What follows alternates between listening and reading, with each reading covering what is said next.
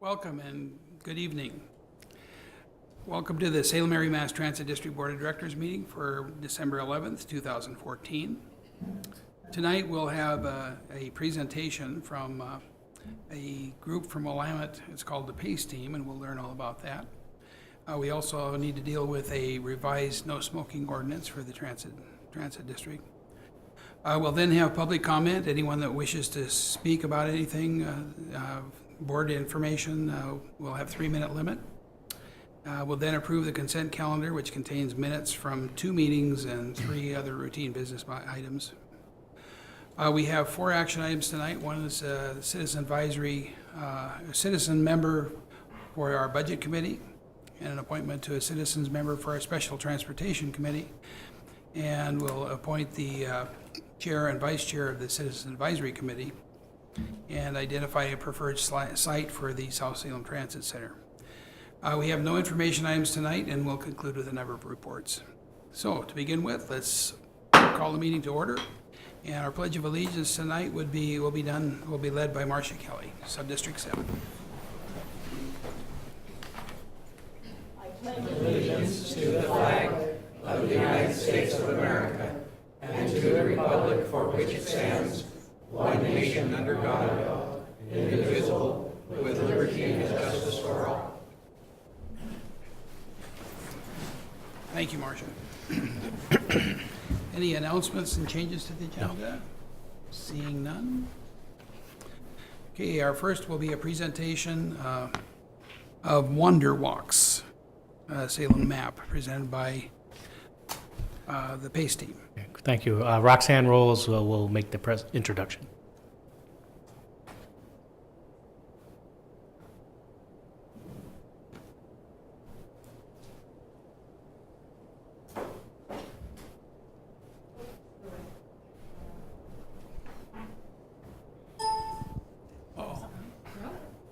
Keep going.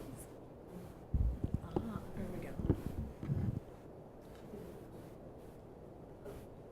We're going. So that's backwards.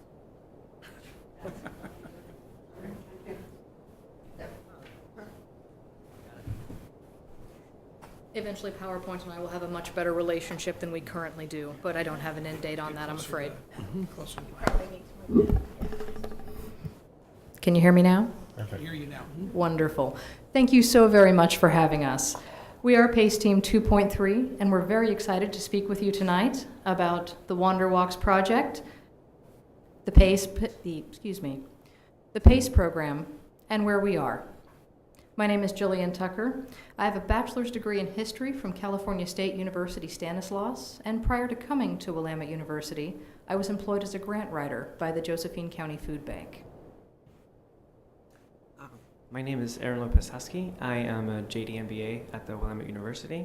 Prior to my time at Willamette, I went to UO, where I received my degree in philosophy, and I will be speaking about the marketing aspect of our project today. Hi, my name is Lisa Broadstone, and I graduated from Willamette University last year from their undergraduate program, where I majored in chemistry. And today I'm here representing the MAP team, which you'll hear about in just a moment. Thank you, Aaron and Lisa. The rest of our team: Muhammad Abu Khalid, Arben Kachanoli, our TA, Aaron Rosenthal, Fatima Al-Jarudi, Nidhi Shaw, William Murphy, and Lee Espy. The Wander Walks project has 3 distinct components: a walking map currently centered on the downtown area designed to encourage recreational walking and exploration, a template so that this map can eventually be expanded organically, neighborhood by neighborhood, to encompass all of Salem, and a marketing plan, comprehensive and community-based, with distinct distribution channels for the map upon completion. The mission of PACE Team 2.3 is to integrate the strengths of our team members, who each possess unique strengths and competencies, to assist Chariot's Rideshare in developing, marketing, and distributing a portable and affordable walking map for the community in Salem, designed to encourage recreational walking and exploration. As a community public transit organization with a strong commitment to sustainability and community development and an overarching desire to make a better community, Chariots was a natural fit for the PACE program. Standing for Practical Applications for Careers and Enterprises, PACE is a required part of the first-year curriculum for all Willamette MBA students. In this program, in its experiential component, teams are put together with public, nonprofit, and governmental agencies to work on projects benefiting both the organization and the community.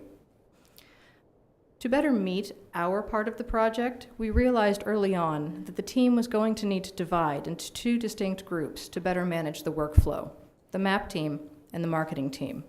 MAPS is responsible for the design and development of the map, along with the design and development of the template. The marketing team is responsible for primary and secondary research and the development of the marketing plan.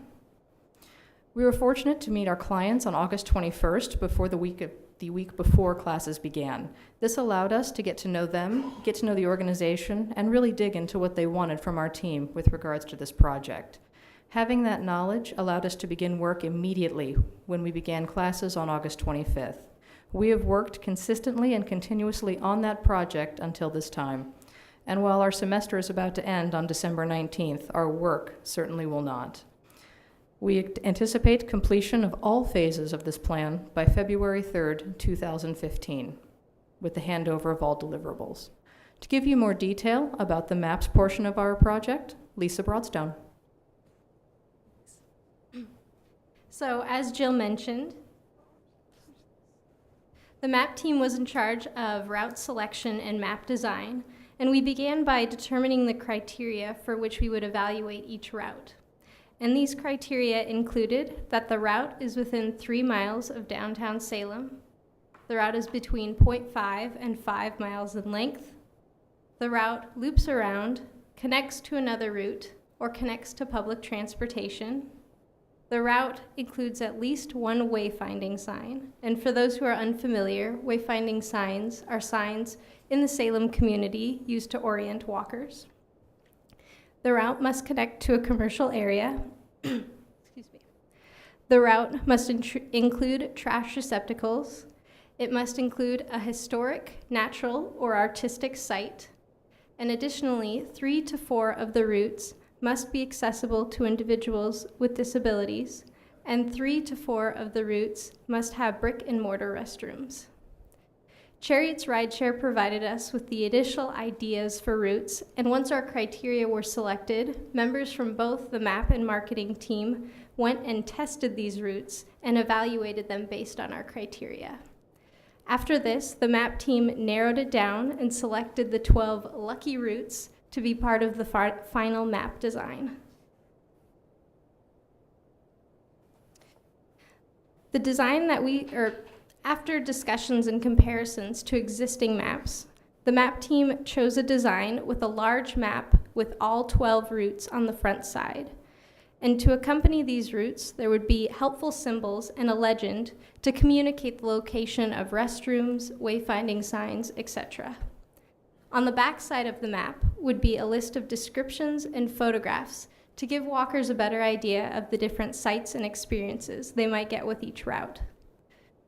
Currently, we've sent all of our materials to Vic, the designer, and we're excited to see the first draft of the map back as all of our ideas come together. Thank you.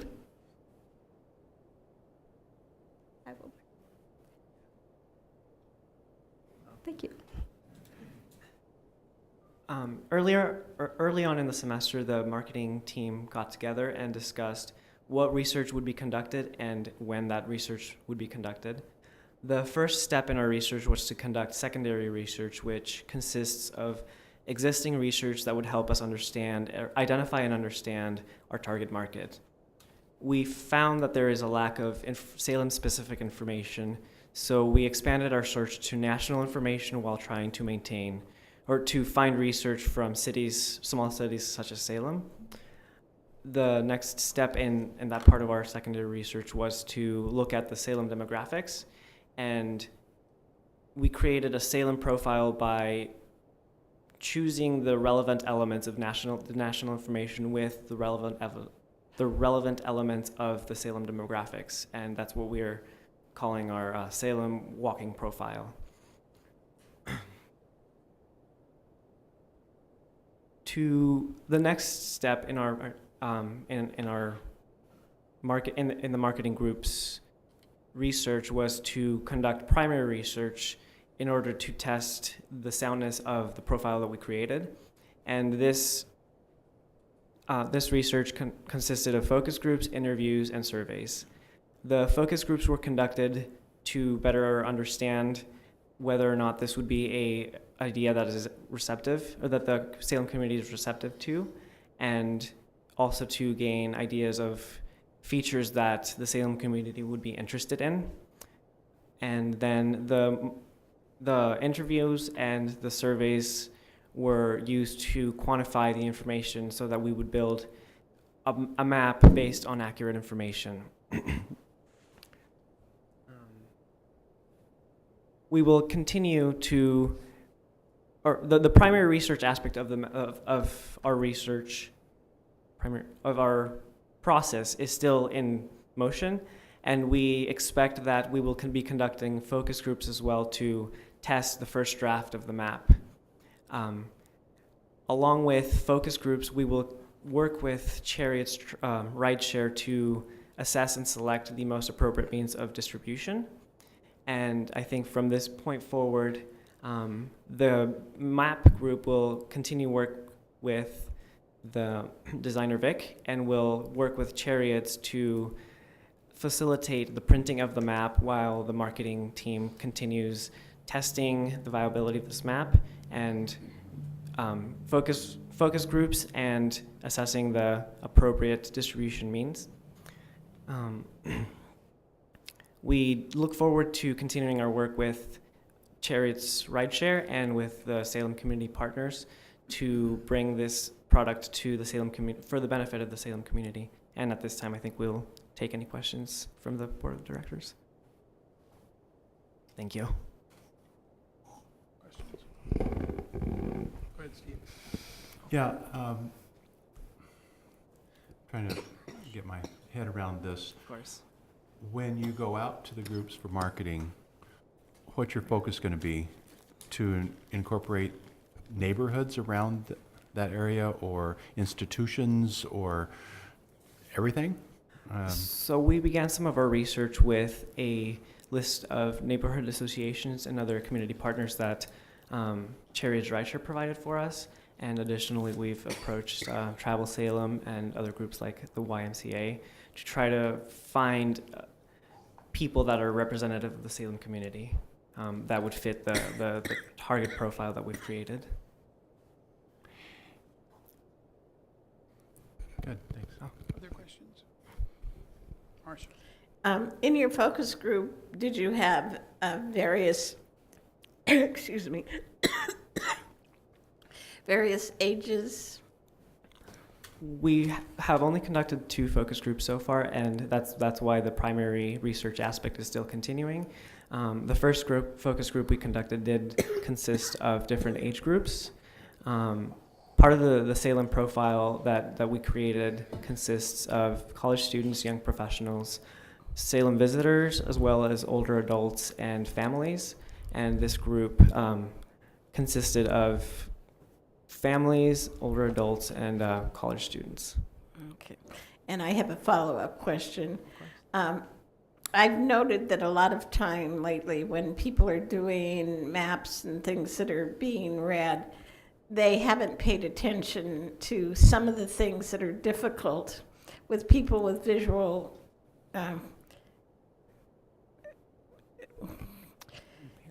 disabilities, or just we're getting old. And so I would encourage you, before you put something together in print and on paper, to study up on what kinds of contrast and what kinds of print and background colors serve everyone well, because otherwise people my age are probably going to have a hard time reading it. We will certainly take that into consideration. Thank you.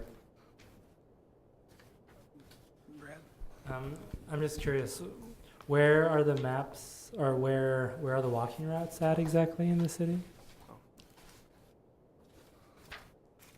So the routes are all around the Salem community, and specifically, one of our criteria was that they're within 3 miles of downtown Salem, and we said that downtown Salem is the cross-section of State and High Street. Some examples for you are that we have a route around Bush Park, around Pringle Park, and then some that go into the Riverfront Park and come into the city as well. Are there example kind of sketch maps of where the routes are? That'd be something I'd be interested in seeing. Yes. Well, currently we sent all of our separate routes to the designer Vic, and he is actually compiling them together into one large map. So we don't yet have that large map with all the routes, but we'll go through multiple iterations of that. Okay. Other? Thank you so much. Good presentation. Thank you for your time. And we'll see you again in February. Indeed. Yes. Thank you. Okay, next issue, we're dealing with amending an ordinance 2014-03 on no smoking. Yeah, thank you. Karen Garcia, our security coordinator, will present the staff report. Good evening, President Thompson and members of the board. Tonight I'm here to present a proposed ordinance. The issue is, shall the board adopt ordinance 2014-03 to amend the no smoking ordinance 2000-03, which was adopted by the board on August 24th of the year 2000, and declare an emergency. The adoption of the ordinance 2014-03 would take effect immediately upon its passage. The background: in 2000, the board adopted ordinance 2000-3, titled the No Smoking Ordinance. The intent of the ordinance was to reduce the health hazard associated with the smoke from tobacco products in district buildings, facilities, and vehicles by banning smoking in these areas. In the ordinance, smoke or smoking means to smoke or carry any lighted smoking product made of tobacco or tobacco products. An e-cigarette is a device used to simulate the experience of smoking, having a cartridge or a reservoir with a heater that vaporizes liquid. E-cigarette sales have increased from 50,000 in 2008 to 3.5 million in 2012. Today, there are a variety of liquids, nicotine and non-nicotine, that are available for the use in e-cigarettes. There are many concerns about the use of e-cigarettes, ranging from their safety to the user and the impact of secondhand vapor exposure to others, to the influence of nicotine addiction. The answers to most of these questions still remain unclear. Employees have expressed their concerns about e-cigarette use on buses and at the transit centers. From a distance, the vapor can look like smoke and has caused alarm for some transit operators. Additionally, in some cases, the e-cigarettes even have a similar appearance to an actual cigarette. E-cigarettes are not specifically mentioned in the district's current ordinances. Therefore, their use cannot be regulated in the same manner as smoking of cigarettes can.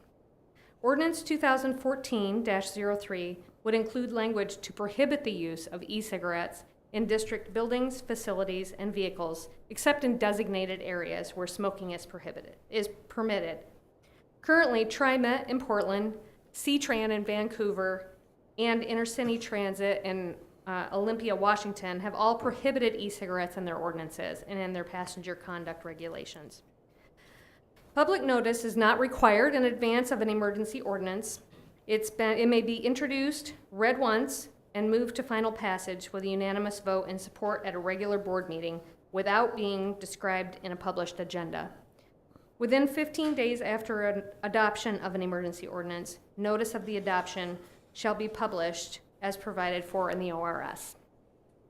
The Citizens Advisory Committee met on November 12th of this year and reviewed the proposed amendment of the no smoking ordinance.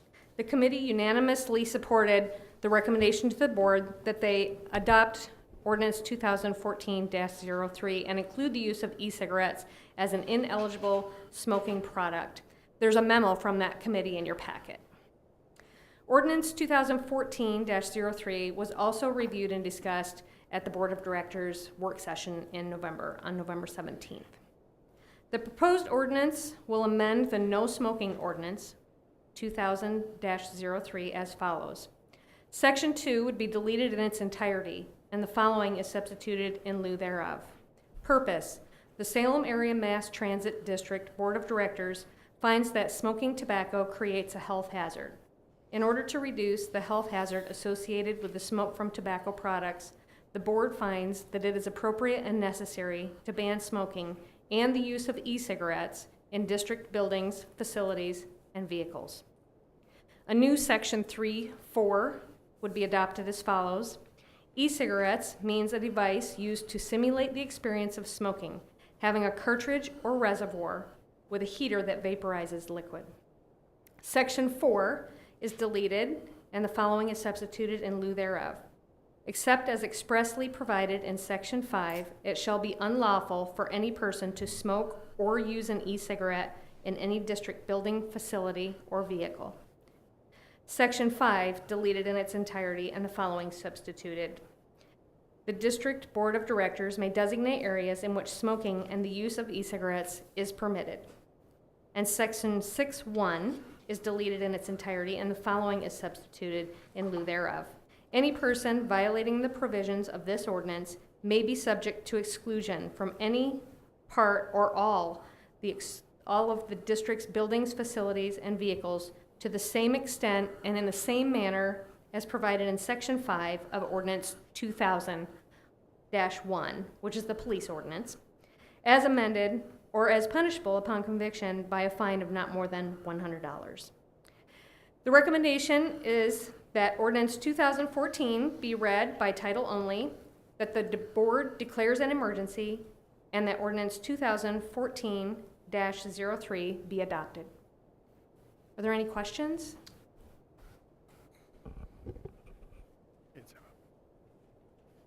One motion. Since there doesn't seem to be any discussion, I move that ordinance number 2014-3 be read by title only, that the board declares an emergency, and that ordinance number 2014-3 be adopted. Is there a second? A second. It's moved and seconded. Now we can have some discussion. Anybody want to discuss? I know we worked on it at the work session quite a bit. Brad, go ahead. I guess the one question is, I'm trying to remember about it being an emergency versus normal. Yeah, is there a little bit of clarity, I guess, on? Would you like me? In the process for an emergency ordinance, if there's a unanimous vote this evening by the Board of Directors, then the ordinance would be adopted and go into effect immediately. If there's not a unanimous vote, then it would follow the normal process. I think, if I could, I think that the issue is not how, it's why. Why are we declaring an emergency? The purpose of that is we are seeing an increasing number of riders on the bus using e-cigarettes on the bus, and we want to stop that behavior as soon as possible. It's creating disruption as well as answering the question around the mall of what you can and can't have. So this gives us the ability to implement it quicker.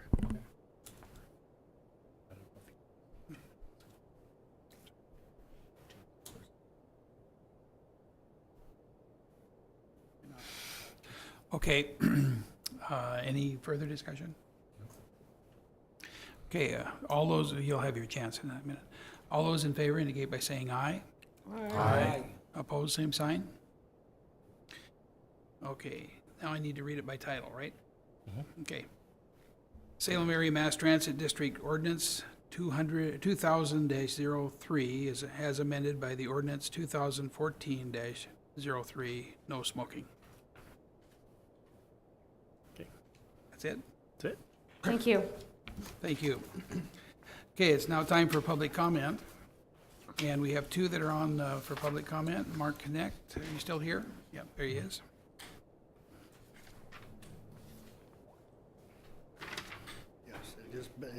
I live at 1835 Beach Avenue Northeast, Salem, Oregon.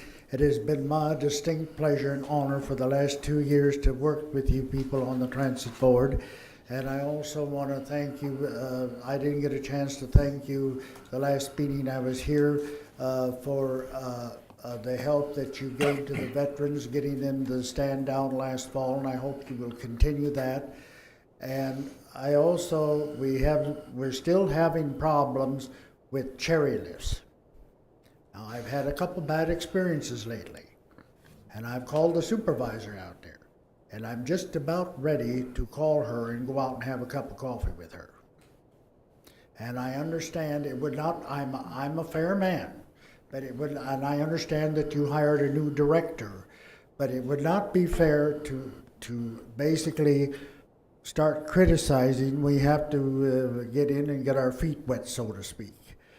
And like I said, I'm a fair man, but I realize there's still problems within the system, and I understand that we still have a problem with the phone system out there, and various things, and so, but anyway, I understand they're going to do some things in that area. But anyway, I don't want to criticize the new manager, but there still has to be some things, kinks worked out in that area. The system is not perfect, but for the most part, cherry lifts have been pretty good to me, but there still is some things, like for example, when I call on the phone to book a ride, sometimes I can get right through, and sometimes I have to wait. There's a few callers ahead of me. Okay, so I push the one button and then the pound, and then you leave your number and they'll call you back. All right, that's fine and well. But sometimes you are 20 in the system, and you might as well hang the phone up, because I can't sit there and wait that long. But that's beside the point. But anyway, I realize that you're going to try and correct some of those things, but anyway, I just wanted to say thank you for all the work you do in this community, and it's been my pleasure to have served on the transit board, on the transit commission board for 2 years. Thank you very much, and I want to wish you all a Merry Christmas and a Happy New Year.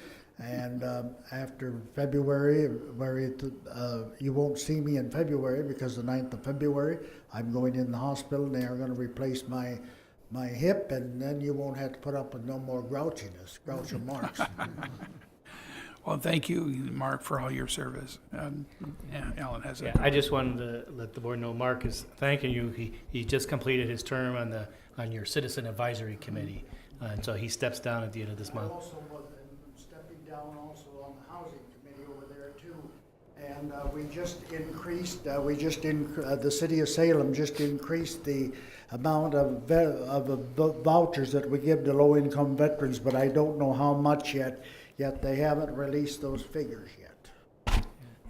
Thanks, Mark. Yeah, I was just going to say, he may be stepping down, but I'm sure we haven't heard the last of him. I'm sure. He's an active participant for us. Yes, for sure. In fast recovery in advance. Have another cake. Okay, James Alderson.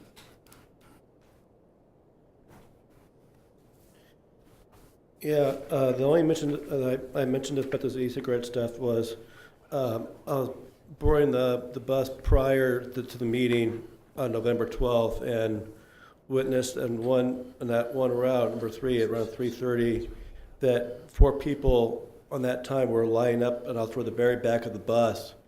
And I moved forward and told the driver, he asked me why I'm moving forward in the bus in motion. I said, well, because 3 or 4 people are smoking e-cigarettes in the back of the bus.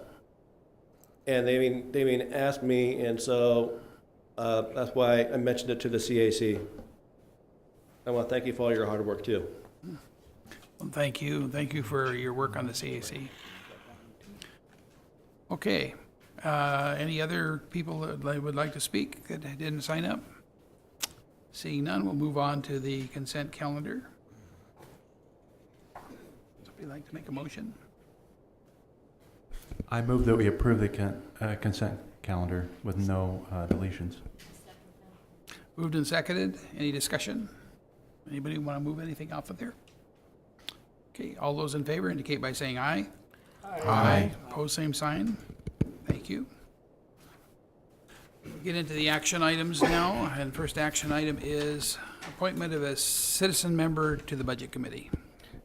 Thank you, Mr. President, members of the board. The item before you is whether or not to appoint E.M. Easterly to the Budget Committee as citizen member representing Subdistrict 1. There are 3 vacancies on the Budget Committee. Mr. Easterly would fulfill Subdistrict 1, which is West Salem. Director Evans is here, I think may want to say a few words, and then Mr. Easterly is here to take any questions. Yeah, many of you know that the West Salem Neighborhood Association is quite active in the community and on a lot of levels. And E.M. Easterly has been active not only on that organization, but also serving on community committees, including urban renewal and land use. And so I consider it an opportunity when I noticed that he went off of one of his committees. So I approached him, and we're lucky enough to have him.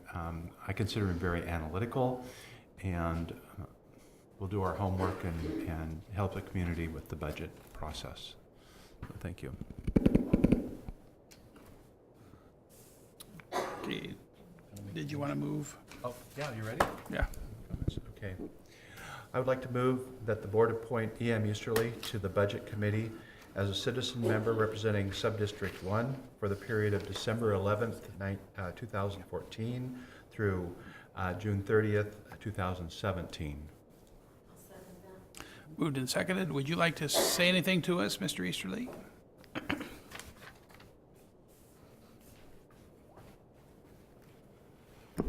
Chairman Thompson, that was a dangerous invitation. I almost decided against it. I've been known to wax broadly in the past, and I will avoid that this evening. I thank you and the members of the board for considering me for this position. And I'll remember, as Board Member Evans suggested, he noted I had left one community participation and involvement and invited me to join this one, and hopefully I will have some gray-haired ideas that might be constructive. And I will leave it at that unless there are questions from the board. Any questions from the board? Kate? I was just going to second that comment. Steve and I were talking with Ian before this, and I said Ian will definitely add to the conversation and make all of us think a little bit.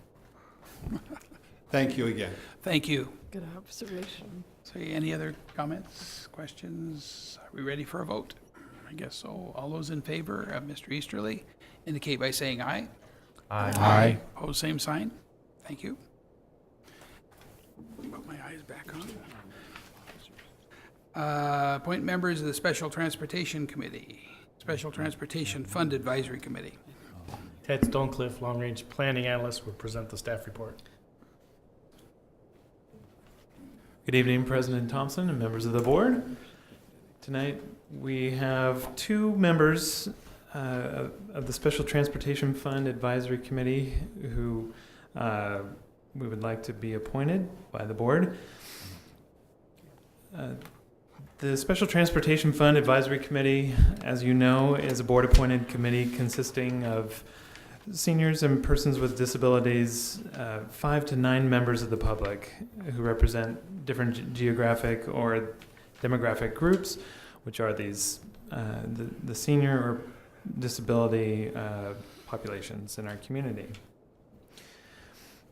In the staff memo, I won't list all the things that the STF Advisory Committee does or the qualifications of members, but they are there for your reference. The committee membership must not exceed 9. Currently, we have 6 members, and one of those positions by Neil Feldman. He's in his second 3-year term, which expires at the end of this month.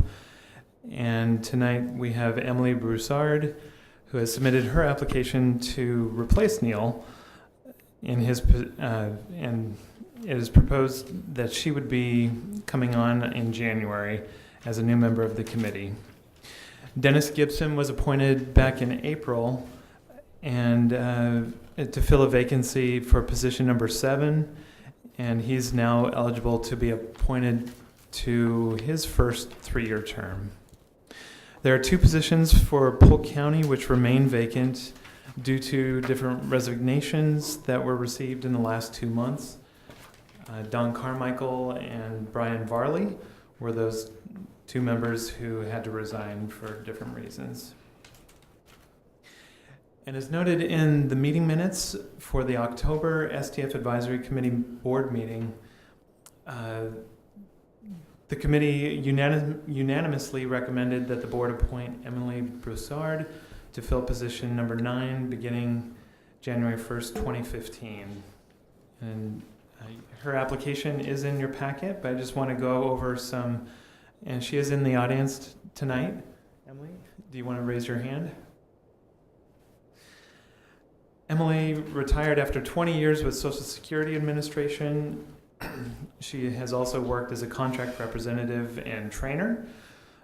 She was a librarian with the Naval Air Station in California, and she's done much volunteer work.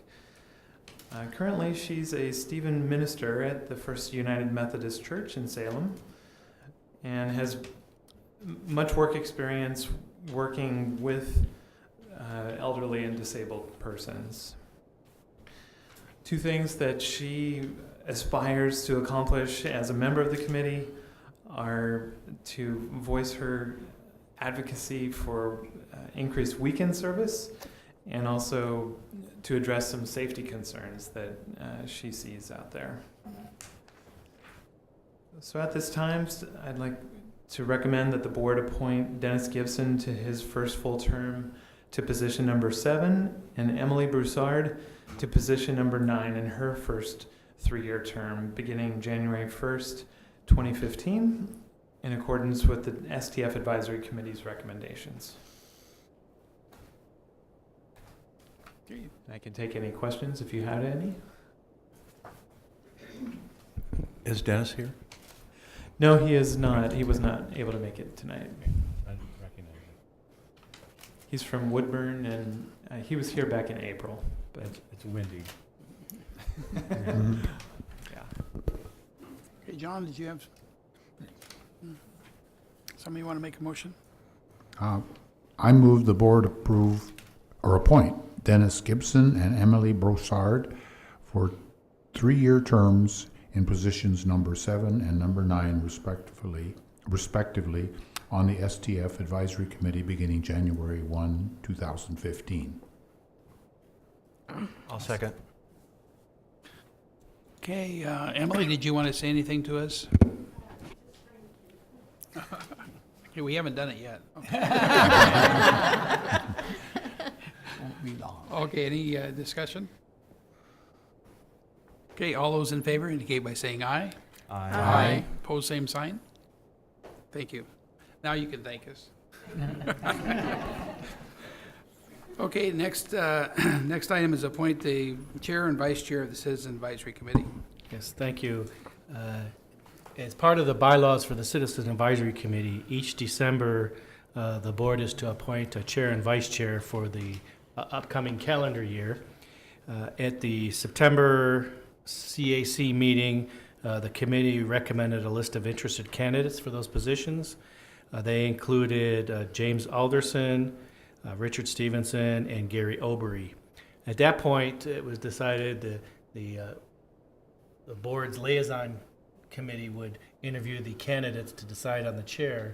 But subsequent to that, Gary Obery asked that his name be withdrawn for consideration due to increased work responsibilities. He's still going to serve on the committee, but he didn't feel he could fulfill the role of the chair. So given that, staff looked at James Alderson has been serving most of this year in the chair, and so we felt, well, part of the goal of the CAC is to get everyone involved, felt that since he served this term and there's only 2 of them, we would recommend Richard serve as chair, James as the vice chair for next calendar year. So that's staff's recommendation. Okay, is there a motion?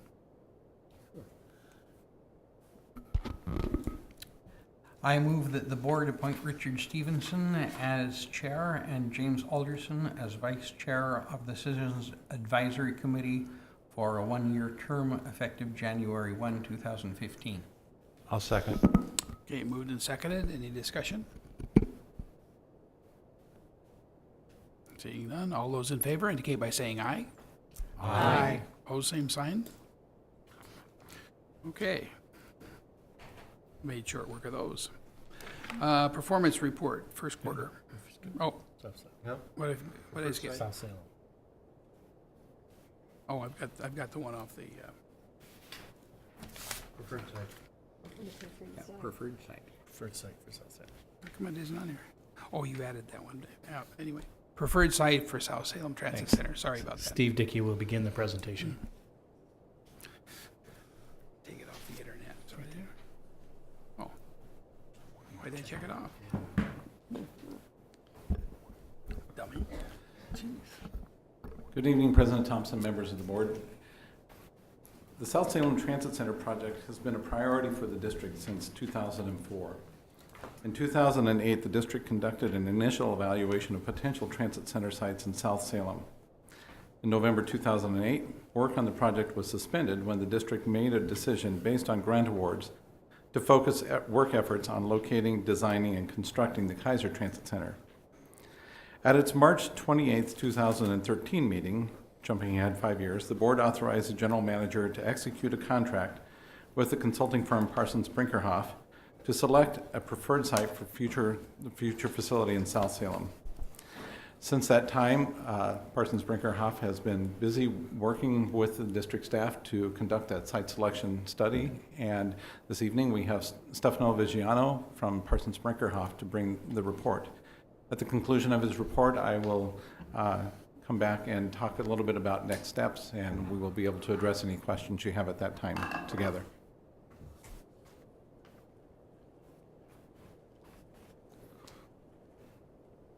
Good evening. It's a pleasure to be here. I just have a brief presentation on some background leading to the recommendation that we have for you on the preferred site for the transit station.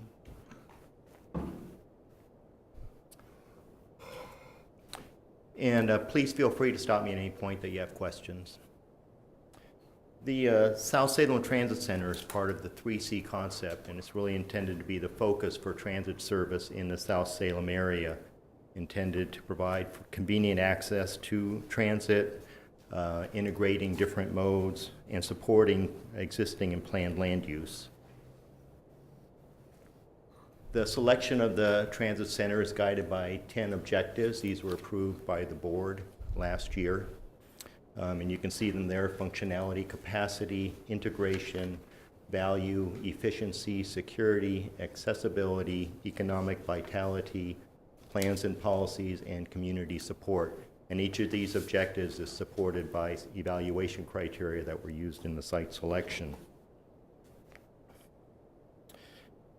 We started out doing some research, looking at existing conditions, future conditions. We did an onboard bus rider survey of the entire system, a community survey focused on the South Salem area, stakeholder interviews. We did research on existing plans, on traffic analysis, and all those were summarized in an existing and future conditions report, and that really formed the basis to proceed with the site selection, site identification. We had some initial site requirements that the transit center was to be located on a major transit line with some on an close to an east-west arterial, preferably on vacant and underutilized land. It had to be appropriately zoned. We at that point identified a minimum of 2.5 acres based on the expectation of the number of bus bays that we need and other site requirements, and south of downtown and west of I-5, which is pretty much the South Salem area. We started out by looking at different locations, areas within South Salem, identified 7 different spots, applied the criteria in a very general way, a qualitative way, and really started the analysis focused on the area that you see circled there, which is along Commercial Street, somewhere in the vicinity of the Kubler intersection. Commercial Street's, of course, your main corridor, and it really made sense to focus on that transit corridor. Kubler is a major east-west arterial, provides direct access to East Salem, and that became the preferred location. About that time, you were also starting a comprehensive service analysis, and so the decision was to put this process on hold, thinking that the service analysis might help inform the location for the transit center. And the good news is that when the service analysis was complete, they recommended exactly the same area, somewhere in the vicinity of Commercial and Kubler. So it's good to get that reaffirmation of that location. There were a few changes that came out of the comprehensive service analysis. One was that it really focused actually even closer to that intersection with the recommendation that the transit center had to be very close to Commercial Street, so that on your major bus route there wouldn't be a lot of deviation, a lot of time taken as if the bus had to travel off of Commercial Street to serve the transit center. And that CSA also had a recommendation for a minor transfer point at Madrona and Commercial, so that was another result of the study.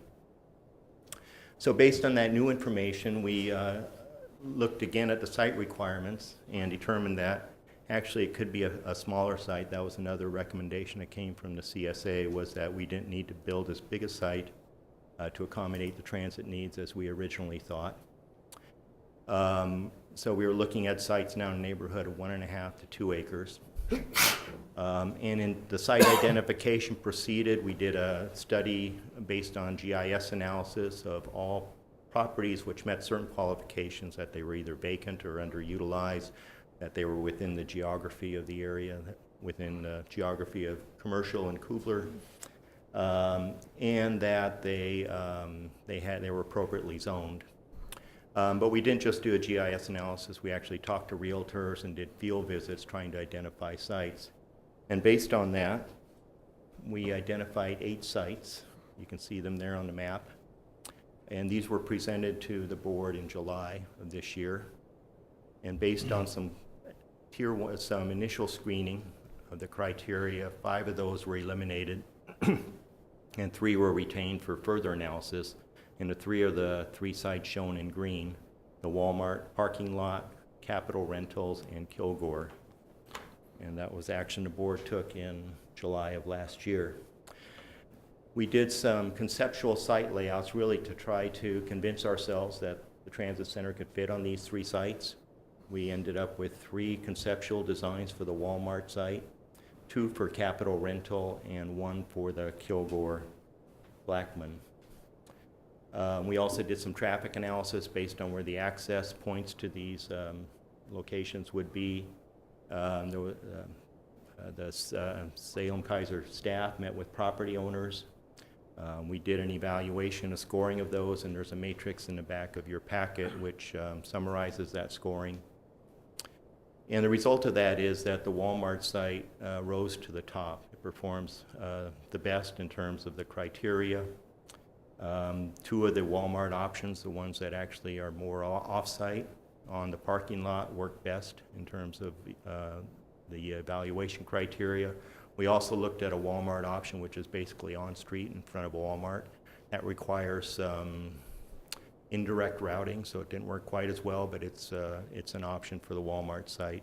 Capital Rental and Kilgore the Kilgore site did not fare well in the screening process, and so we're recommending eliminating those and moving forward with the Walmart parking lot site as the preferred option for the South Salem Transit Center. And again, there is the information in your packet that summarizes the evaluation of those 3 sites. And Steve, I don't know if you want to cover the next steps or you want me to? Yeah. Okay. But don't go too far away. Okay. So since we have completed the detailed evaluation and the final memorandum has been presented to you this evening, tonight we're asking that the board would adopt the Walmart site as the preferred alternative. But from that point, then we have our next steps, which we will need to then scope the activities that should be undertaken in the next phase, including the development of design concepts, preliminary environmental work, potentially hiring professional realtor and making incremental improvements in the existing right-of-way if needed. And then finally, we will be preparing a scope of work to brief the board on a resultant action plan at the February 26, 2015 board meeting. So with that, if there are any questions for either of us, we would entertain those at this time. I have one. You talked about 3 different setups there at Walmart, and the one you're going to propose is the one that's all the way on the parking lot. That's wholly on the parking lot. Or are we to that point yet, even? I don't believe we're quite to that point yet. At this point, the purpose of this process was to determine a preferred site. There's a significant amount of work yet that has to be done to determine then the footprint, the feasibility. There's traffic analysis for flow, and as Stefano mentioned, that the site that would not encroach as much onto the Walmart property has some downfalls in that it would then require some very out-of-direction travel in order to access the facility the way that would be designed. So the preferred location would be one of the ones that would be built more into and taking a little bit more of the parking. Brad? So I seem to remember the concept of having part of the transit center be on Commercial Street for at least the northbound bus, and then the rest being in the parking lot. Is that what you're saying is no longer considered a good option, or is that a possible approach? I think what we're saying is in order for that option to function well, we would have to determine a way for the southbound buses to come in and access the portion that was off of the street effectively without having to go several blocks out of direction in order to come into the signalized intersection and then access that point. In essence, what the current proposal with that design would require us to do would be to go Kubler to Sunnyside to Baxter to Commercial to cross at Baxter, and that adds a significant amount of time just in order to be able to access the transit center, and it really doesn't give us the effectiveness, especially if you're talking about our main Route 1 going up and down Commercial. We really wouldn't want to take that much time out of that route in order just to access the center. And I guess the other question is, are there conceptual drawings of the 3 different concepts, or are those far enough along that that we could see kind of more or less what they look like? Or at this point, the conceptual drawings that were developed, and Stefano can speak to this a little bit more, is they were done more for the analysis of would it even be feasible to utilize this site for a transit center. Yeah, I would certainly agree. They're very conceptual at this point. It was really to convince ourselves that it could work. Should the board decide to go ahead with this site, Walmart would expect some fairly detailed. They would like to know exactly what impact it has, how much property it would take, how much parking it would take, where access would be. And so there would need to be some additional design work done to be able to present an option to Walmart. I've also been working with Lane Transit District, and it so happens that they actually also were interested in Walmart parking lot for one of their facilities. And so we have some experience in knowing exactly what that they expect if you go to them. And the good news is there, it looks like that's moving forward. So I think it indicates at least that, at least under certain circumstances, Walmart is receptive to co-locating with the transit center. Others? It doesn't look like it. Thank you so much. Now let's go to the performance report. We need a motion. No. We need a Oh, motion. oh yeah, I'm sorry. I just want to get away from you, I guess. I don't know what's going on tonight. Okay, do we have a motion? I think we have a motion. I I move that the board adopt the site identified as the Walmart parking lot as the locally preferred alternative for the South Salem Transit Center and direct the general manager to develop an action plan for the next phase of work and present it to the board at its February 26, 2015 meeting. Second. Moved and seconded. Any further discussion? Seeing none. All those in favor? Oh, you have discussion?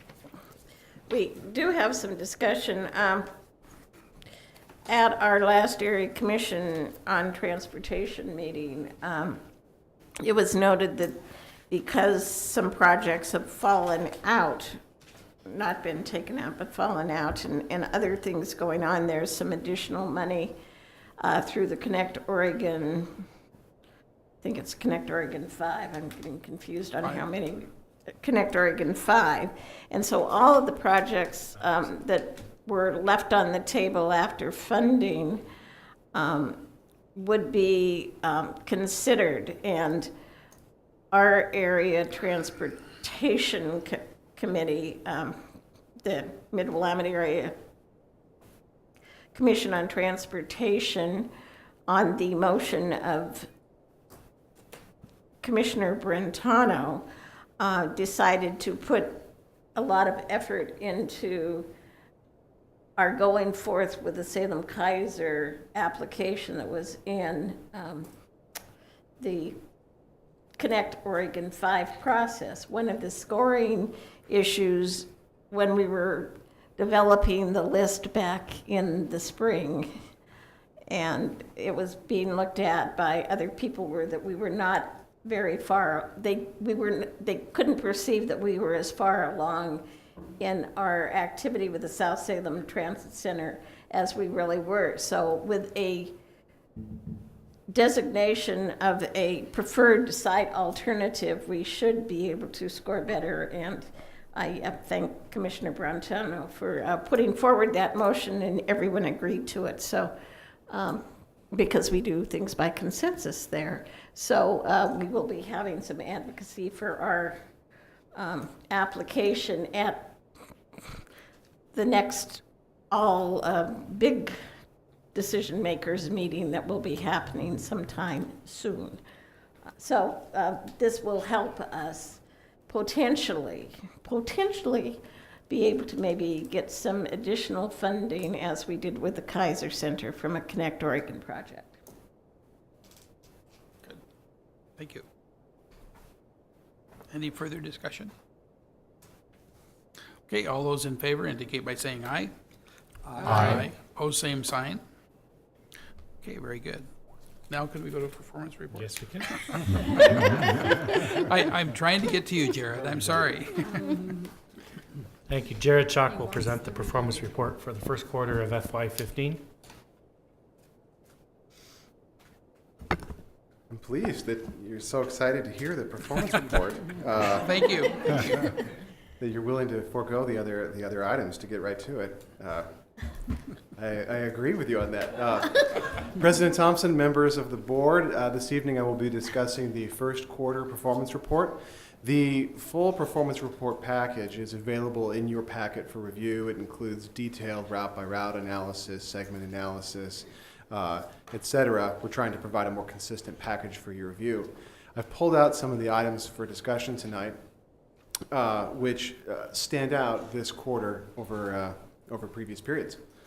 But first, a particularly good note, boardings are up around 5.5% this quarter compared to the previous quarter in fiscal year 13. Or, I'm sorry, this fiscal year is up 5.4 over the fiscal year 14 first quarter percentage. And a lot of that's due to the changes that we made in the Keizer area, and I'll walk through those here in just a moment. The big movers and shakers as far as total boardings go are, for the most part, expected. Starting on the right, Route 14, we expected to see a decrease in ridership there. With the removal of Route 4, the primary transfer site for that route, we expected that ridership would go down. Route 15, we also expected that ridership would decrease there because Route 11 provided an alternative, higher frequency connection between Keizer Transit Center and Schmecketa Community College. So we expected both of those decreases. And Route 11, paired with 15, we expected to see an increase. Route 11 has historically been our highest ridership route and continues to be. And in this time frame, last fiscal year, we added service to Keizer Transit Center. So we expected that change as well. What was a little surprising for us was the change to Route 7. And also a little concerning at first because Route 7, as you may recall, has sections that are proposed for reduction of service in the Moving Forward project. We've looked into a segment-by-segment analysis of the increase on Route 7, and the majority of the additional boardings and alightings are occurring at the Transit Mall and then in the Fairview Industrial section, some on Madrona as well.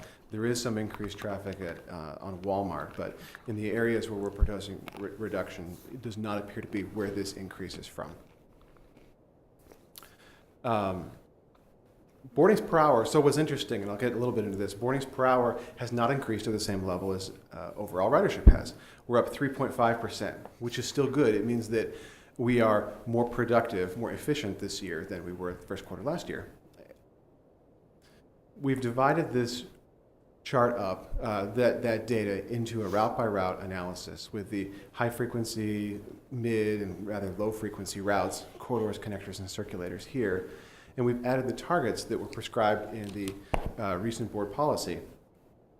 Around 50% of our routes are currently at or exceeding the targets for our productivity targets for boardings per hour. Our plans with the Moving Forward project should address most of these, and we do plan on increasing boardings as well as boardings per hour system-wide in the September timeframe. So we now have some good targets to work towards and an actionable plan to get us there. The movers and shakers, once again, with the boardings per hour or productivity measurement are the same routes, but there's an interesting anomaly that I'll point out here. Again, Route 14 and 15 as expected, and Route 7 with no change to revenue hours and only additional boardings appears very positively on our productivity scale. The interesting change here is Route 11. Route 11's productivity has decreased even though the ridership actually increased. To put it in perspective, we gained 6,000 passengers on Route 7 over that quarter. 22,000 were gained on Route 11, and we lost 5 and 3,000 on 15 and 4, respectively. So how can you gain ridership but decrease in productivity? And the reason why is that the revenue hours and, in fact, revenue miles were fairly dramatically increased on Route 11. So although our ridership is up there, our efficiency has decreased slightly. And that is also going to be addressed in the Moving Forward proposal as we shift service on Route 11 from Shamawa onto potentially Averta. The graphic up here really makes it a bit easier to see. The reason why Route 11 productivity decreased is because although we increased 20,000 passengers, we did it with many additional miles and hours. Post Moving Forward project, that Route 11 service, 15-minute service, will actually be on Averta, which we expect to pick up even more additional passengers to make that route, once again, not only one of the strongest ridership-wise, but as far as the overall productivity goes. Route 11 by itself has driven the increase in revenue hours and miles. It's not a big increase, but revenue hours has increased over the quarter 1.5% as expected, because with the removal of Route 4, we were not able to completely cover the increase for 11. So you do see a 1.5% increase there. And the miles, a 9.2% increase. And again, it's because Shamawa Road's fairly lengthy. Our other services are fairly stable this quarter compared to the previous. We've have slightly fewer rides on Cherry Lift, slightly more riders and carts, but in both cases, those are right around 1%, within 1% of what they were the previous first quarter. So no real change there. Red line does demonstrate over an 8% increase, but the real value isn't that high at an additional 164 passengers. So the percentage is big, but the number itself isn't huge. So I don't want that to be too misleading there. So those services measure there is fairly consistent over the quarter. And with that, I'd be happy to answer any questions that you might have about the first quarter performance. Marcia? When you were talking about Route 7 and the Madrona Fairview 27th Court, and looking at it, how definitively did you look at the boardings in that area? Because I drove the proposed new route that picks up the area in the south off of Commercial that we were initially doing some tweaking to. And the way that I believe the proposed route is now goes up Reed Road, which is quite a fair pace from 27th Court and past Reed Road intersection are the Oregon Department of Transportation, the Fish and Wildlife, and the Public Utility Commission buildings. On the proposed, in Route 7, the areas where we're seeing the increase in ridership appear mostly on the Fairview industrial area, and we believe that most of that service will be available on the proposed Route 6. And with the exception of some additional boardings at Walmart, the entire there was little activity or increase in the period on the larger loop on Route 7 around the airport area. I wasn't asking about the airport area because I sort of know that area pretty intimately because I oftentimes do work projects at the Fairview Industrial Wetlands Mitigation, which is 27th Court, Fairview Industrial Drive. And facing the mitigation on Fairview Industrial Drive, past the 27th Court intersection, are again Fish and Wildlife, Department of Transportation's building, and the Public Utility Commission, plus some other people in there. But my concern is that T-Mobile is also off of 27th Court with a large employment base. So if we go clear back to Reed Road, how many riders are we going to lose at the 27th Court and on down? I don't have the stop level ridership numbers, but we can gather that. I think it would be really good because if that's where the increase is coming, I'm concerned that by doing the Reed Road and the long extension there without picking up. Yeah, the just looking at as far as the increase goes, 50% of the new boardings are occurring at the transit mall itself. So it's the alightings and how those are distributed, and they are throughout. But Madrona seems to be where a lot of them are.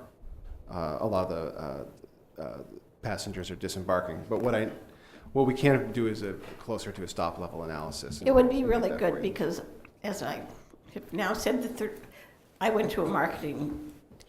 Tell them what you want to say it again, and for the third time, tell them that they're fairly substantial government employees in that area past Reed Road, quite a distance past Reed Road. So you might want to look at that. Yep, we'll provide some more analysis on that. Okay, any comments on the performance report? Brad? It's just kind of fun to see it in a little bit different way. So thanks for trying out some new ways of showing the performance. Thank you.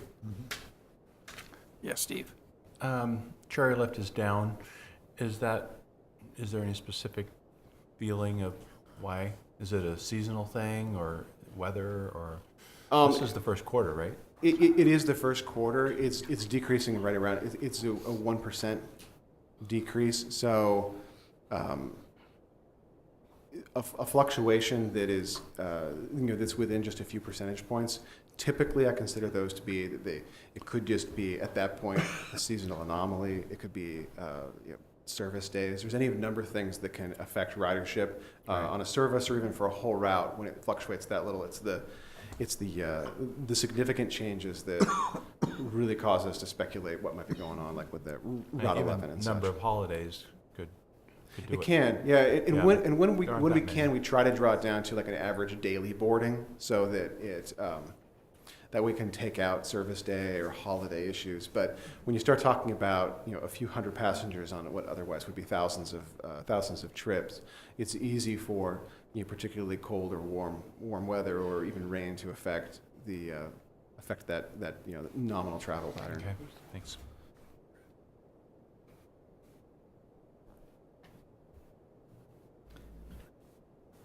Weather doesn't affect it. Okay, anybody else? I guess not. You skinny by this time again. I know, and everybody was so excited to hear it too. Yeah. Good job. Thank you. Thank you, Bob. Okay, next item, rideshare. Thank you. Roxanne Rolls will present the quarterly rideshare report.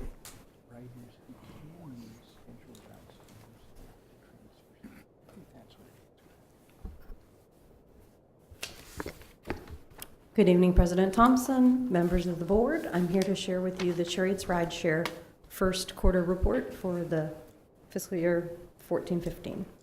Let's see which way I go on this. Oh, I got it right. As I report every quarter, the number of users we have that are currently in our database. You can see the numbers here, 3,286. New users in the first quarter, 185. Ride match searches performed, which is cumulative over the last 3 years we've used the database, so a little under 6,000. Ride match requests sent is also cumulative, so about 2,466. Those are actually when somebody puts their information in the database, they run a ride match, create a trip, and then they actually communicate with somebody that the system says, here's a good ride match for you. I always like to highlight some of the events that we've done in the last quarter. Of course, we did Salem Sunday Streets. I saw quite a few of you, as well as members of the community that are often supporters of Chariots Rideshare stop by. Hirsch Sangster, who I saw leaving when I was coming in today, he stopped by. His bicycling group was having an event right next to ours. These are the Derby girls, the Cherry City Derby girls. They did a running of the bulls to start the event, so they skated around around the Capitol Mall, and it was very fun to see them do that. We were a big supporter this year.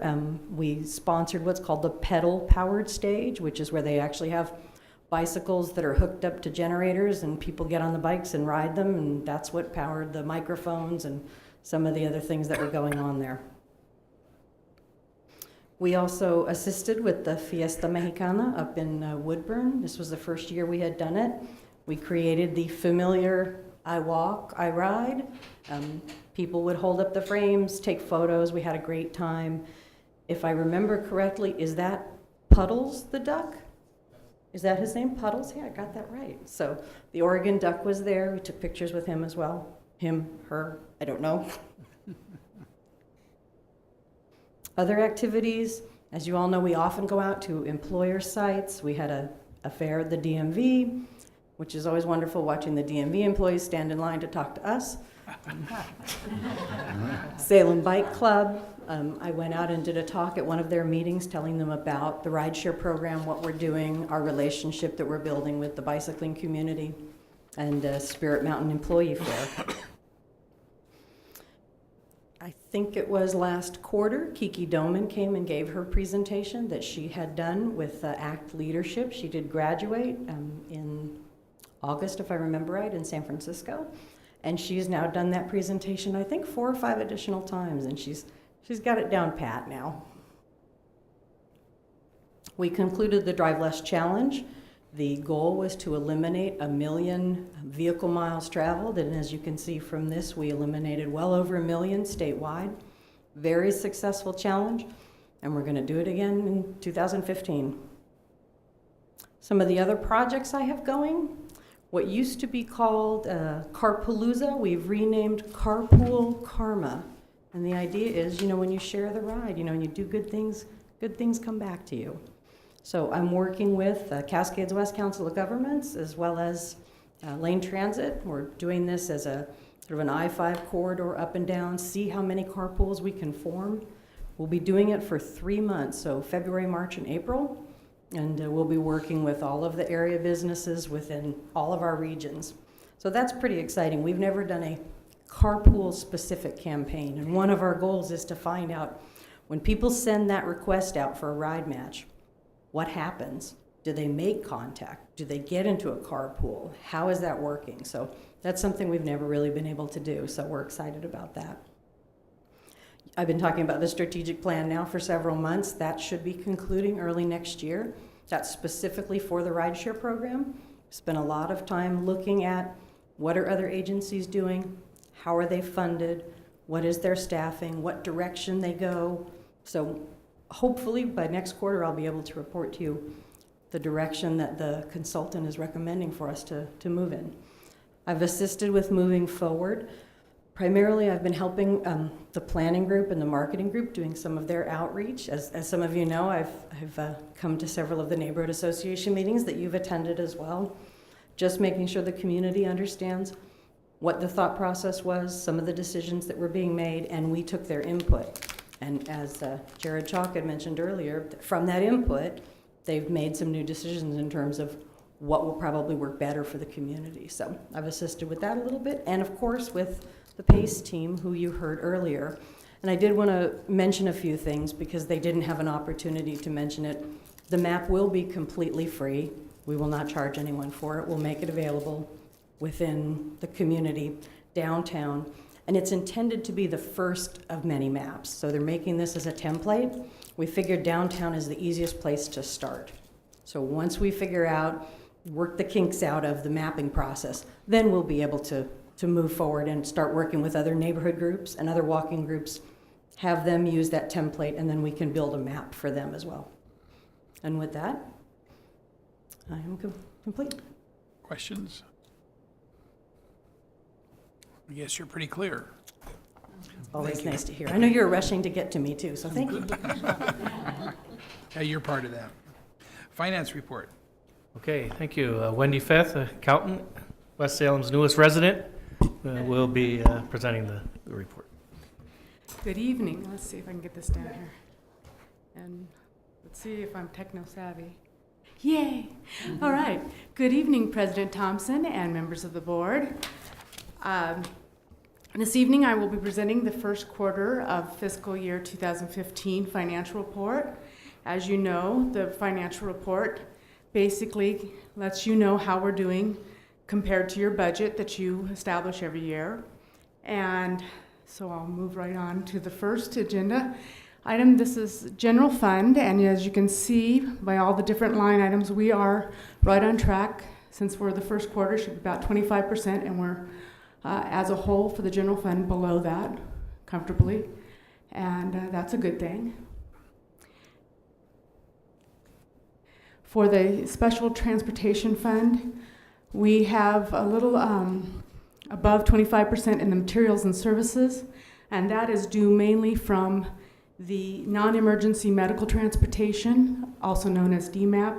We have increased the demand, or the demand has increased, partly because of our new association with Willamette Valley Coast Community Health, that has increased the eligible riders by 29,000, which means we've got about 23% more users since January. And that has increased the cost to do it. And though it is a pass-through type of an agreement, it will work out. Finally, we have the capital project fund, which at this point is looking really good also, well below the 25%, though something doesn't, I guess total, yeah, okay, don't mind me. The detail on the capital project, this listed by each project, the only one that is above 25% is the CH2 remediation and tenant improvements, and that's mainly because we were wrapping up that project. And so most of the expenses were right in the first quarter. And that concludes. Do we have any questions? Marcia. I think that the increase in persons that we can serve is not necessarily totally because of our association with the Willamette Valley Community Health. It's because of the fact that Oregon took advantage of the expansion of the Medicaid program under the Affordable Care Act, whereby more people could access medical help, because in the past, Medicaid, if you were in a certain area and you did not have children, you were not able to be on the Oregon Health Plan except through a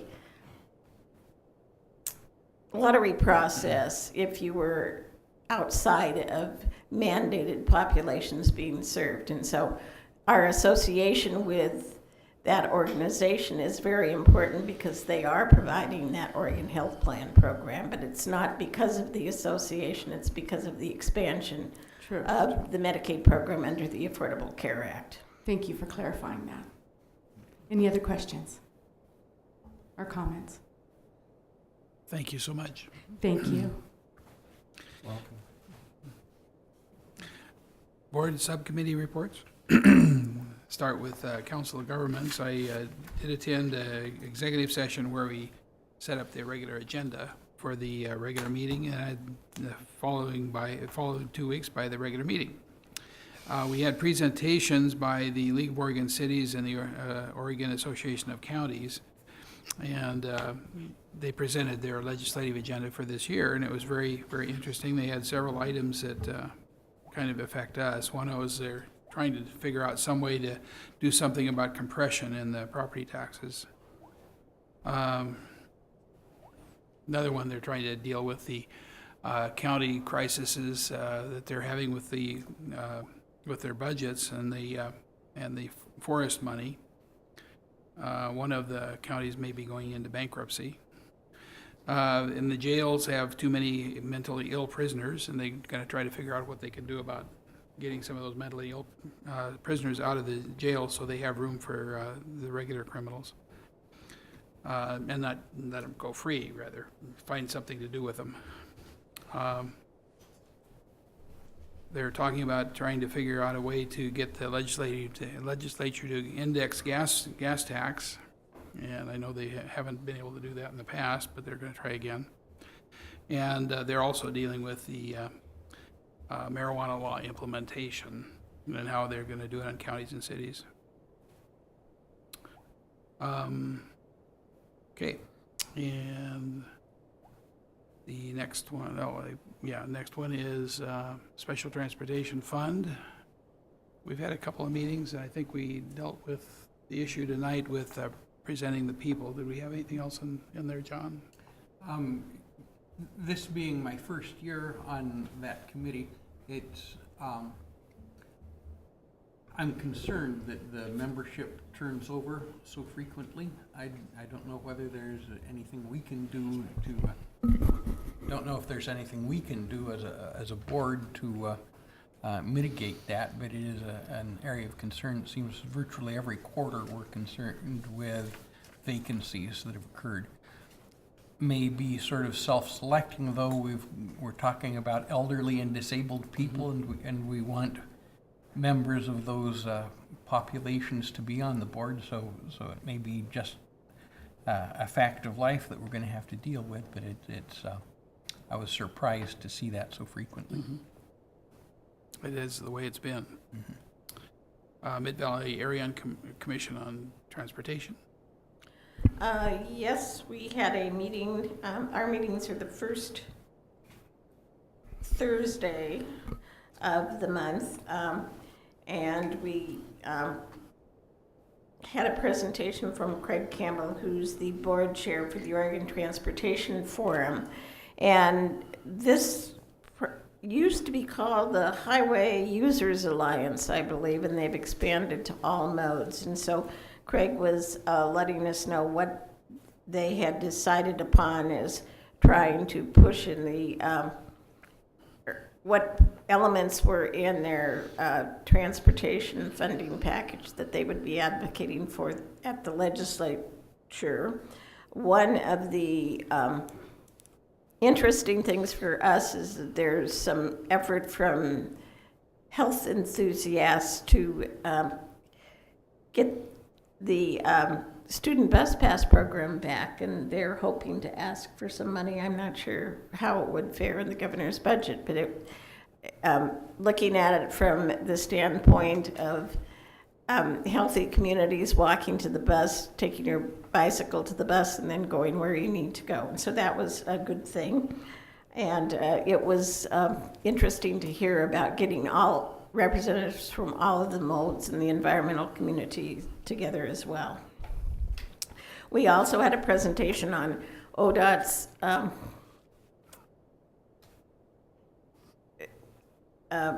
legislative concepts that was presented by Leah Kraft, who's the new government relations director in the director's office.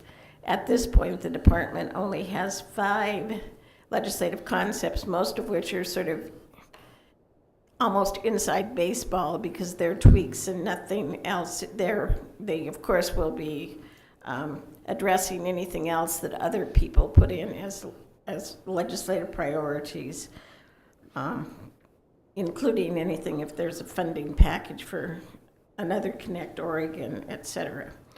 And then we had a presentation on the process to get projects into the statewide transportation improvement program, which will start in the springtime. This is a mandated document that goes out about once every 3 years to include all projects that use any type of federal funding. And so it's always interesting to see what the process is, if there's any money to put in for modernization rather than just maintenance and safety.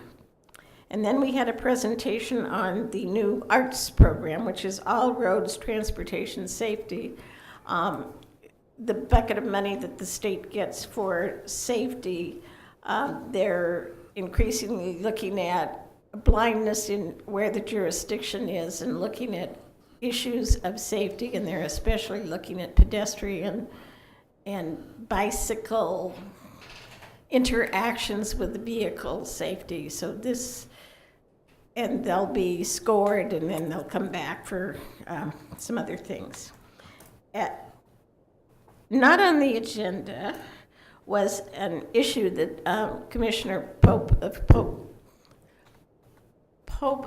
Polk County, that's a mouthful to say it the right way because it's pretty close. His department was advised of some potential federal funds for rural roads, and he was asking for approval for us to sort of blindly, I guess, approve projects that might go forward, because this is a fast turnaround on a grant program, because the deadline for the grant approval is the 31st of January, and the area commission does not meet in January on a normal basis because it's almost always right at New Year's. So instead of a blanket, the area commission decided to designate the steering committee as the people who would agree to put forward the letter of support for any programs that Polk County and other counties could do for this little pot of money that doesn't really go for very many purposes except rural roads. So we set up a steering committee meeting for January 15th, so if anyone needs to find me, that's where I will be with an extra meeting. And hopefully we'll have some good projects to be able to give our stamp of approval for. It's sort of like sending in a letter of support, but we didn't feel we wanted to do it just blindly. So that was that meeting. Thank you. Salem-Keizer Area Transportation Study, Director Krebs. I attended 2 meetings since our last board meeting. They usually come right after our board meeting, and so we had one in October and one in November. And basically, a lot of the work we're doing right now is bringing our plans and our activities up to date, and some minor adjustments in the STIP because projects had too much money in engineering and not enough money in planning, so we're just shifting money. It isn't changing the amount of money going into the project, it's just putting it in different categories. Some of the things that are happening that might be of interest is that they're updating the Regional Transportation System Plan, which is a major big document, and we're going through that chapter by chapter and looking at a lot of the materials. And one of the things I found in looking through it, it did not have the Tillamook County bus service that operates between, it either connects with us at Grand Ronde on days we operate the Route 2X, or it comes into Salem on the other days. But it runs 7 days a week, so it provides a connection between Salem and Lincoln City. And that is going to be put in the plan because that service is out there. We also had a very long discussion on the Oregon Transportation Forum. You've probably heard that's a nonprofit group made up of mainly business people and some political people that are looking at transportation needs and priorities to take to the legislature in this next session. And as part of the OMPOC, the Oregon Metropolitan Planning Organization Consortium, we're trying to find out if there's a consensus among the metropolitan planning organizations in the state to support the Transportation Forum's suggestions. And we're finding that in this meeting there were several concerns. One was the method of distributing road funds generated by the proposal, whether it would go to cities and counties or whether it be some other system. And some of the systems recommended don't have statute set up so that they can operate legally and distribute funds. And so that was one of the concerns. And the other was there was too much, this is some of our road guys, there was too much funding for bike and pedestrian projects. And they also mentioned that they're talking about Connect Oregon, another series of Connect Oregon. They are requesting, the forum is requesting $100 million. And the problem is, as brought out by some of the members of the group, that the lottery doesn't have that capacity to produce $100 million for another Connect Oregon program without taking it away from something else. And they also felt the language in several of the proposals was too vague and could be misinterpreted by the legislature. So they decided that they would not endorse the Oregon Transportation Forum recommendations, which means that since OMPOC has to have a consensus from the entire membership, probably will not be an OMPOC priority either. And that's about it. And the next meeting of SCATS will be January 27th. There will not be a December meeting. I might just go ahead and finish your OMPOC. Well, OMPOC didn't meet during this period. Okay. You mentioned them 2 or 3 times. So. They will meet January 16. Okay, the Salem River Crossing Oversight Committee. And I attended that today. Many of us attended the funding workshop for this Salem River Crossing about a week ago, and there was it was a real interesting exercise in figuring out how to fund this project. They had 4 priorities, funding options. One was gas tax, one was motor vehicle registration fees, tolls, and then the 4th one was property taxes. Personally, I'm opposed to property taxes, and I'm saying that up front, but they found that today I went to the oversight team meeting and we got the feedback on what happened at the work session, and according to the group, the strongest support came for the registration fees and the gas tax, and way behind that was tolls and property taxes. And from what I picked up today at the meeting, there was 2 meetings last week. I attended the one that I think most of the other board members attended, between 3 and 5 or 3 and 6. And there was another one for the public that followed that I did not attend, but I understand that one, they got very strong pushback because they must have had a number of people attending, or most of the people attending were not in support of the bridge. Just laying that out there. Today's meeting, we came up with a just a sort of a outline of how the bridge might be funded, with the understanding that this has not been taken to any of the participating government agencies, nor has it been run by the taxpayers. And all of these funding mechanisms would have to be run through the taxpayers or run through some other check and balance system. They can't just be implemented by a government agency. And just to give you a brief background, I've got some notes of what we came out today. These are assumptions, and so we're sort of in a range bracket.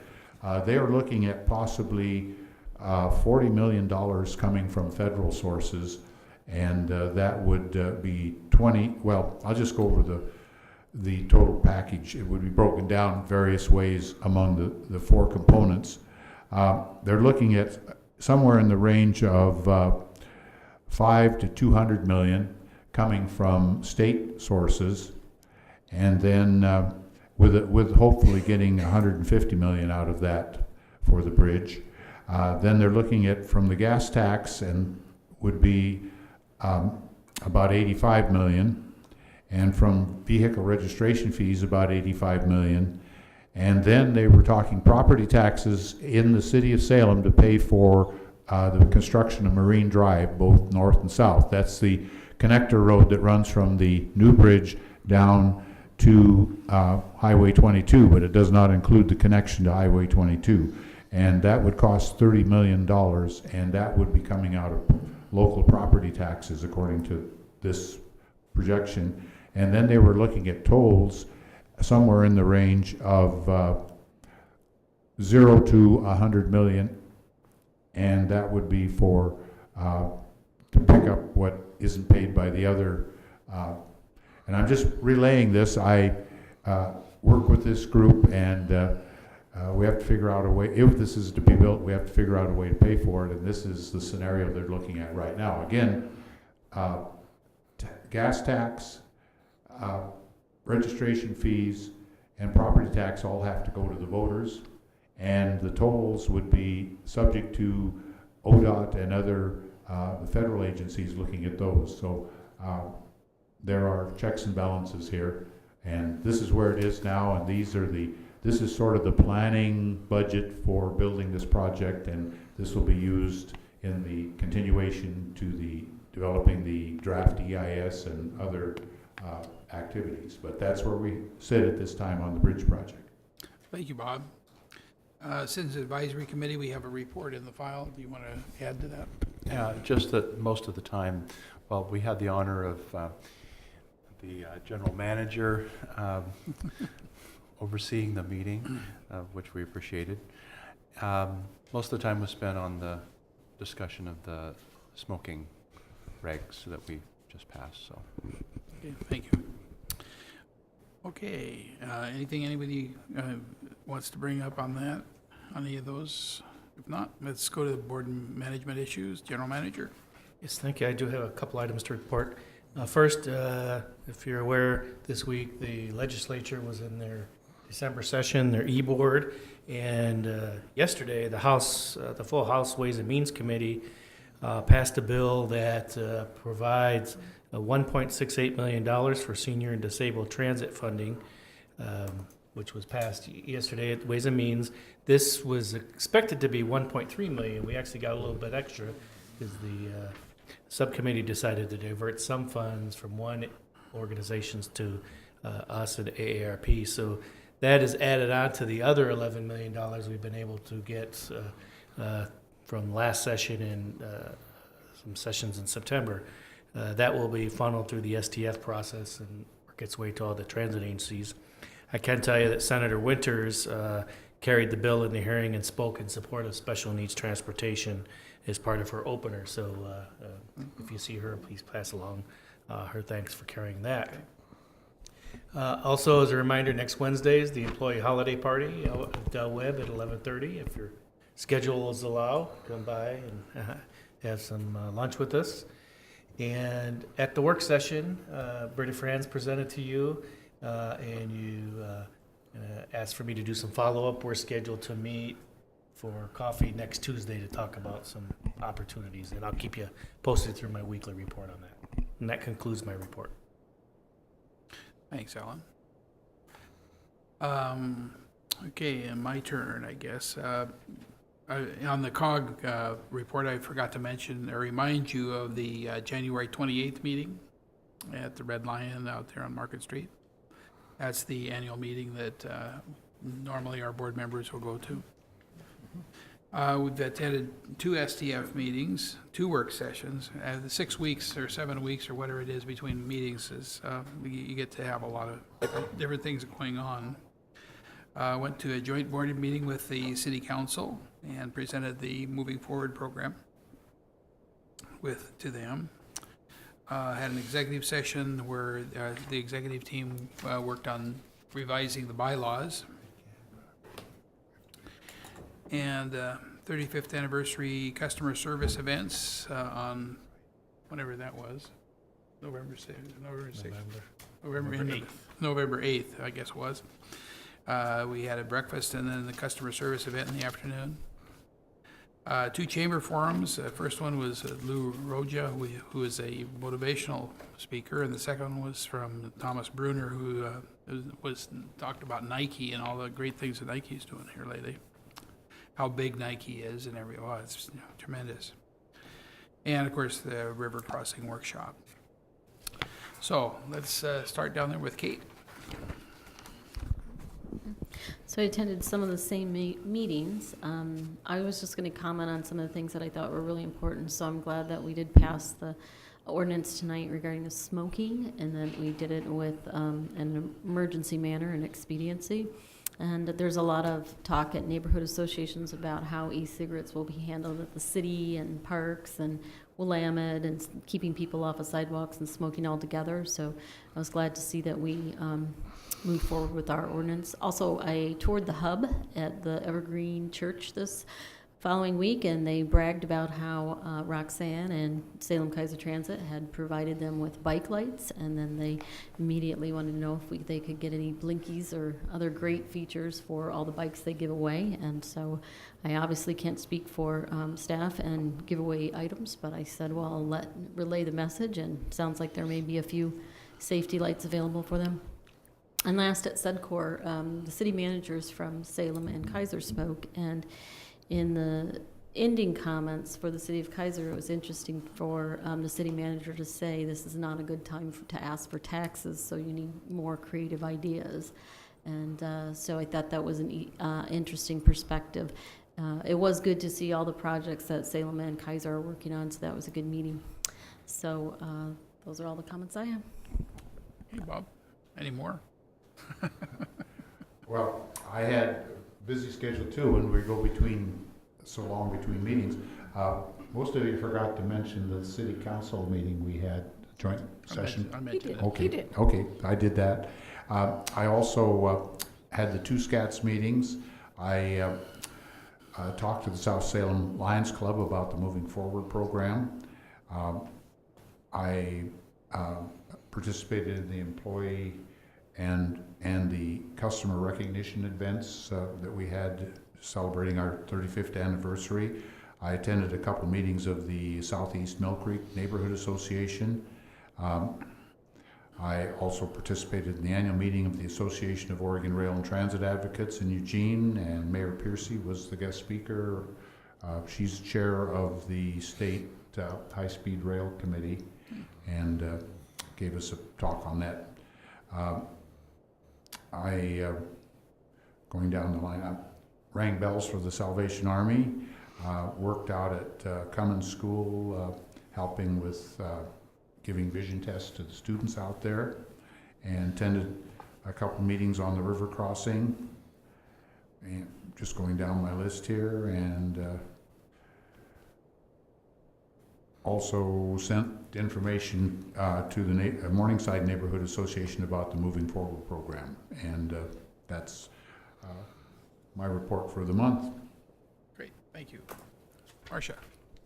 Well, like everyone else, let's see, I was at the meeting, the joint session of the city council.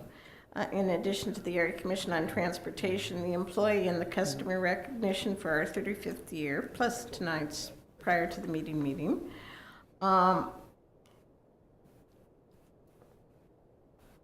also was able to introduce Alan and Matt Bergeron to do a presentation sort of on our moving forward and sort of what we're doing at our Kiwanis Club that just happened this Tuesday. They carpooled back, but Matt took the bus to the presentation, complete with all of the AV equipment that he had to go with, and walking for a fair piece from the Route 16 to the meeting. So we do have a new employee who really believes in alternate transportation. I think that basically, besides the Area Commission on Transportation, is it, except for doing a work party with Pringle Creek Watershed Council at the aforementioned Fairview Wetlands Mitigation Project, and attended a couple of Pringle Creek Watershed Council meetings, and they're discussing having goats, being able to get rid of blackberries, and so watch out for those goats too. At any rate, I'm wishing everyone a safe and happy holiday season. I'm also in charge of the outreach program for holiday families at our church, so it's a busy time. Okay, John. Okay. Where is it? There it is. All righty. I'm going to skip over all the things that we've already talked about, but I do have a couple of things to mention. One is that the Special Transportation Fund is entering their biennial active phase, where we have to evaluate and advise the board on grant requests over the next 3 or 4 months. So that'll be keeping Special Transportation Fund Advisory Committee busy. And I've been talking to a number of people. They've been talking to me about the fare increases coming up at the first of the year, which I thought had gone fairly smoothly, but there were a couple of things that have come up since. One is the folks on the 1X, where the monthly pass is going up from 70 to 85. The ridership there said that in combination with that increase and the current decreases in gas prices, that we're getting close to a break even, that the obvious economies of taking the 1X are being reduced fairly substantially. So that's a thing we might want to consider in the future. Another thing in terms of the fare increase and moving forward is my neighborhood association, North Lancaster, is going to be looking for a presentation on both those things in late winter or early spring, February, March, in that kind of time frame. So I'll be talking with staff to see if we can get something ready for those folks. Okay, Steve.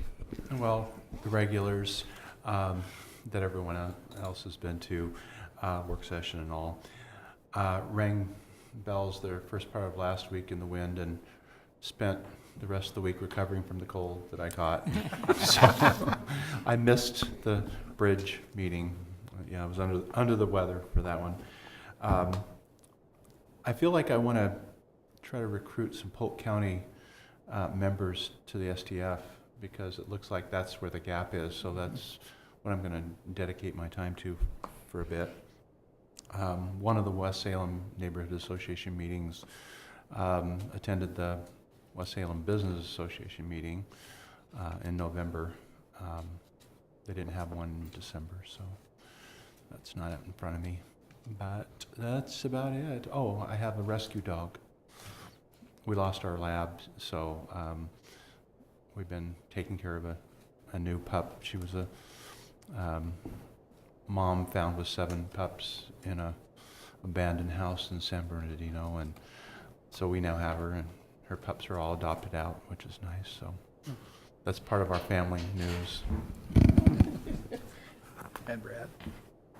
Yeah, so I also attended the various Chariots meetings and celebrations with 35th anniversary. Also with the neighborhood association, I'm not going to be the president next year. I will be on the board still, but passed that baton. So my term ends the end of this year, and then in January I'll be a board member.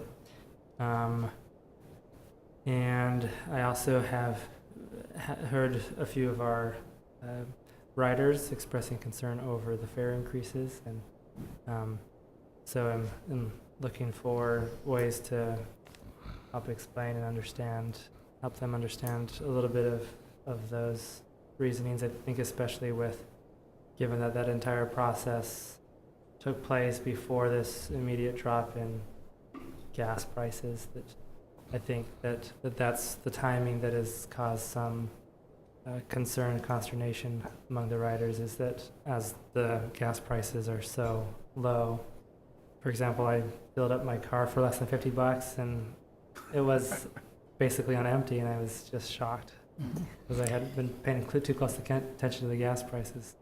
So anyway, that's, I think, one of the things we'll probably see as those new fares kick in. Thank you.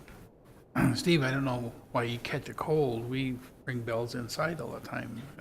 That's right. It We'll was send really you an what's the invitation problem? next year. Really windy, no hat, combination. Anybody have anything else, Marcia? I did forget to say that I went to the river crossing funding, but for people who are concerned about the gas prices, just putting the gas in the car is not the whole cost of what it costs to operate a car. There's the insurance, there's the maintenance issues, and there's the car payment. And the $85 sounds like a really good deal, because as I was talking to one of our newer employees about how he gets to work, since he rides a bicycle down to the Amtrak and then does that the Cascades back and forth with, he said, I've gotten to know a lot of Willamette profs. He pays $232 a month. So, and he thinks it's a good deal because he doesn't have to own a car, which, as he said, it's expensive. So, maybe that's reminding people that it's not just the gas that's going into the car for that particular trip, but all of the other auxiliary things as far as the costs go, too. Right. So. Right. And in particular, if you have to get up early to get to work in Wilsonville, you can't take a nap in your car. That's true. Okay, anybody have anything else for the good of the order? How about wishing everybody a happy holiday? Have a Happy happy holiday, holiday. Merry Christmas, and Happy New Year, and all that sort of stuff. So you've seen the codes.